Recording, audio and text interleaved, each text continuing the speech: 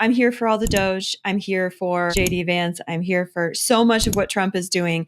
We've just been like high-fiving a million angels because the W's are racking up. But there might have been a little bump in the bump this week. And of course, I'm talking about the executive order that dropped regarding in vitro fertilization. He was in Mar-a-Lago. He signed 3 executive orders. The first one, and he trots out Steve Miller to talk about them. It was kind of interesting. Trump wasn't out there like rah IVF, but he trots out Steve to kind of give the rundown. This one was focused on expanding access to IVF for Americans. It calls for policy recommendations to make it easier for families to access IVF and, quote, aggressively reduce out-of-pocket and health plan costs for such treatments. So I wanted to just back up a little bit. I know IVF, even among Catholics, is often a misunderstood procedure.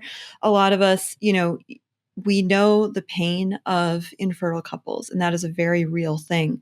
But I think it's important to also understand the IVF industry and the assisted reproductive technologies industry, even more broadly speaking, of which IVF is the lion's share, as a $5.67 billion industry last year in the United States alone, that really exploits that heartbreak and that real pain that couples struggling to conceive feel.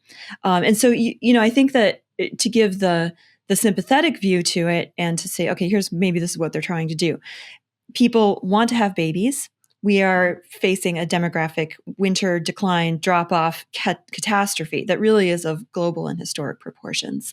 And so the surface level thinking would be like, oh, here's a technology that helps people make more babies. This could solve all these problems. Heartache, demographic winter.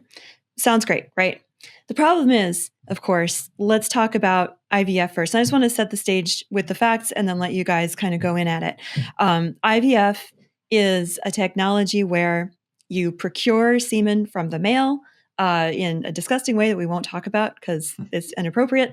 And then you take eggs from the woman in a very invasive procedure, and you create human beings in a petri dish. Literally, you try and get them all together. And in one round of IVF, you might create 3, 10, 15 human embryos. You then implant those in the mother or the surrogate mother, in the biological mother who's going to carry them. You might implant 3, 4, 5 embryos if they've passed muster with all the DNA and genetic testing that you do on them before implanting them. A couple of them maybe end up with twins, or you do what they call a reduction, where you actually abort the children, the extra embryos, if you don't want to have quadruplets, quintuplets, et cetera. So this is the actual sort of plumbing of IVF. Sorry, Josh, I did use that verb. Yeah, this is how it works. And so we end up too in a situation where discarded embryos are either frozen in stasis. We have estimates are between 3 and 8 million frozen embryos in the United States every year, and we're producing 1 million more every year. And they sit there either going to be destroyed and thawed in a few years or just in limbo. So it's a very strange technology. It's sort of in its designed to produce more death than it creates life, quote unquote. And so this is super problematic. And there was major pushback from a huge part of Trump's supporters this week about this. So I just wanted to open it up to you. Why do you think, where did the impetus for this executive order come from? Who's behind it? And is there an opportunity here to say, hold on, wait a minute, Maha, what's happening? Well, it's interesting. This all stemmed from a case in Alabama where, because this industry is so unregulated, and I'm not a massive supporter of regulations, by the way, but anything involving this, you want to make sure that couples have, hey, what's going on? How did I end up with the wrong, thing? There's just a case in Georgia this week about this. And so these couples were suing the industry because they wanted, hey, if you promise this, I expect that. And so as that was going through the courts, I do love Trump. I love Trump a lot. But in general, Republicans in the United States Senate were absolutely freaked out because oh gosh, this is going to make it to the Supreme Court and we're going to revisit all these other cases and all this stuff. And so they're panic set in. They hit the panic button, and then Trump comes out and goes, I'm pro-life. I want more babies. I'm for this. And I get it. I just wish we would focus our energies on the science end of things. We're trying to provide healing for women so they can understand here's fertility treatments that can be helpful, because, getting at the root problem, in other words, I obviously fully support that. And I wish the energies were expended that way.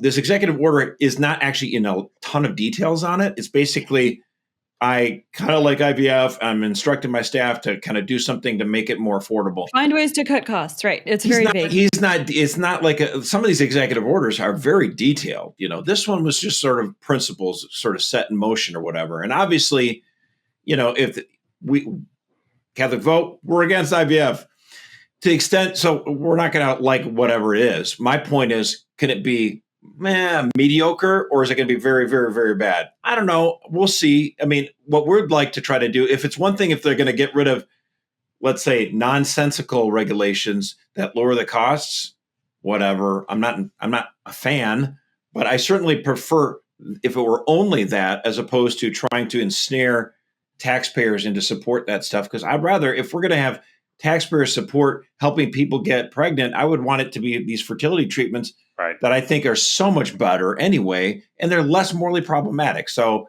again, part of this is there's a lot to be seen yet. But Trump is the man. Hey, I promise this is the campaign, so this is what I'm going to do. Promises made, promises kept. Yeah, I get that end of it. But there's still a lot to be done on this. So the executive order, like I said, is not very detailed from A to Z. And so we're already reaching out to the Trump administration and the staff and saying, hey, we want to try to channel this energy towards more productive things. And, Josh and Eric, I think this is very important that thankfully, thanks to the hopefully the Holy Spirit's action, but then also because of just the wisdom of Donald Trump, he has surrounded himself with a lot of wonderful people, many of whom do share our Catholic faith. And it's not just J.D. Vance. That's the most significant, but there's a lot of folks around him.